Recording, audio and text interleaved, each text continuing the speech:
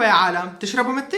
الأولاد بحبوا يسهروا بالليل ويضلوا نايمين الصبح، والأهل بيقولوا لهم ناموا بكير وفيقوا بكير، وكلياتنا بنتذكر هالمعاناة. بس يا ترى حكي الأهل دائما صح؟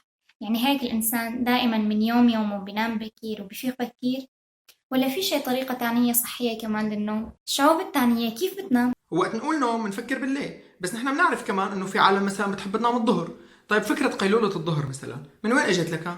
بإسبانيا من آلاف السنين كانوا يشتغلوا أكتر شي كمزارعين وكعمال حرفيين.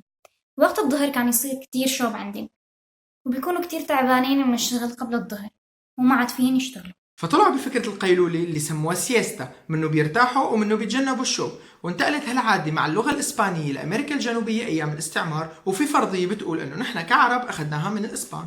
تسمع كتير عالم بتقول نومة الظهر منيحة ونومة الظهر مو منيحة، بس بالعموم طاقة الإنسان بتنخفض فترة الظهر، خاصة إذا كان شوب، خاصة إذا كنت متغدى. فالأفضل الإنسان يحط راسه وينام بهي الفترة. هذا الحكي مو من عندي، وإنما حكي بعض خبراء النوم. حتى النوم بالليل بالنسبة لنا لازم يكون متواصل، بس هل كان الوضع هيك دائما؟ بأوروبا قبل الثورة الصناعية كانت العالم تنام على مرحلتين، من لما تغيب الشمس لنص الليل تقريبا، هي أول مرحلة. بعدين بفيقوا. بهي الفترة اللي بفيقوا فيها ممكن يعملوا أي شيء، ممكن يصلوا، يرتلوا، ممكن حتى يرتبوا البيت أو يقروا كتاب على ضوء الشمعة، ممكن يمارسوا الجنس أو حتى يعملوا زيارات بين بعض. بعدين بيرجعوا بيناموا لتطلع الشمس، هاي بتكون تاني مرحلة. وبعدين وقت اجت الثورة الصناعية صار جدول العمل محدد أكثر، وبالتالي تغير كمان جدول النوم. أنا من العالم اللي كانوا يفيقوا بالليل، وكنت أتوتر صراحة لأنه أتخيل حالي تاني يوم فايقة نعسانة وتعبانة، وما كنت أعمل شي، كنت ضل أتقلب لحتى أغفى. إذا كنت من الأشخاص اللي بيفيقوا بالليل وبيرجعوا بيناموا، مو ضروري يكون هذا الشيء مو منيح. ممكن إذا تعاملنا معه بطريقة طبيعية وعملنا شيء لبين ما نرجع ننعس يمشي الحال. بس طبعا إذا عم يشكل لك مشكلة مزعجة واضحة، الأفضل إنك تشوف مختص. مثل ما شفنا بإسبانيا تحديدا وبأوروبا بشكل عام، كانت طبيعة العمل عم تأثر على طبيعة النوم.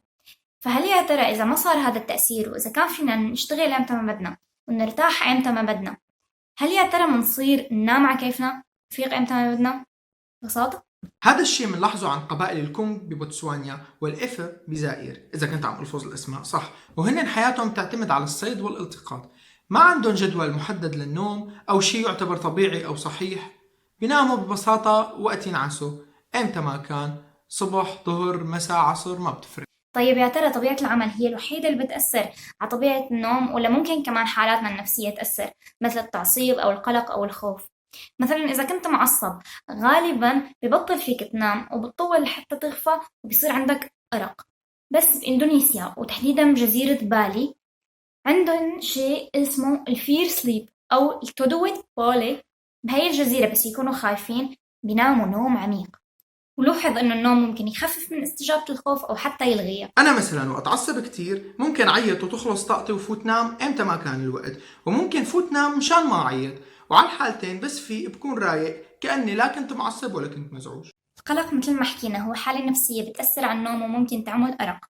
السكان الأصليين مرتفعات غواتيمالا لاقوا الحل لهذا الموضوع، عملوا دمى أو ألعاب صغيرة أو الوودي دولز، وهن عبارة عن قطع خشب صغيرة بلفوا عليها خيطان بلبسوها على شكل أزياء المايا. وبتقول الأسطورة إنه اللي عنده قلق لازم يحكي لأكبر عدد بيحتاجه من هي الألعاب، وبعدين بس يخلص بشيل هالألعاب وبحطها تحت مخدته وبينام مرتاح، كأنه هي الألعاب أخذت القلق تبعه وريحته. بس مو ضروري يكون في لعبة لتحكي لها. بالمكسيك اللي متأثرة بالمسيحية بوضوح، لقت منظمة النوم العالمية لقت المنظمة بال 2013 أنه 62% من المكسيكيين بيخصصوا وقت ساعة قبل النوم للصلاة أو التأمل، بعكس بعض الشعوب اللي بتفضل تعمل شيء ممتع قبل النوم، مثل مثلا تتفرج على التلفزيون أو على النت. كمان الهدوء أو التأمل قبل النوم هو شيء كتير recommended. ليش؟ لأنه من جهة فيك تراجع شو صار معك خلال اليوم، فيك تهدى شوي لحتى فيك تنام مرتاح. كمان من جهة تانية فيك تتخيل مخططاتك لتاني يوم، وبالتالي بتصير فيقتك أسلس بكتير. وبالنهاية النوم جزء كتير مهم من حياة الإنسان، ونحن بنقضي ثلث عمرنا نايمين، ومن كتر ما مهم عملوا له دعايات وحتى منظمة عالمية إلى موقع على الإنترنت وكل شيء. إسا في كتير أنماط للنوم من أيام الفراعنة وإنت جاي، للي بيحب يتوسع يشوف المصادر بوصف الفيديو، وكمان للي بيحب يحضر دعايات خاصة بالنوم أو يشوف موقع المنظمة العالمية للنوم موجود الروابط. ناطرين ملاحظاتكم ومشاركاتكم. اكتبوا لنا بالتعليقات كيف بتناموا انتم وشو اغرب شيء لقيتوه عن عادات النوم. تصبحوا على خير وناموا منيح، وبنشوفكم بالفيديو الجاي. باي.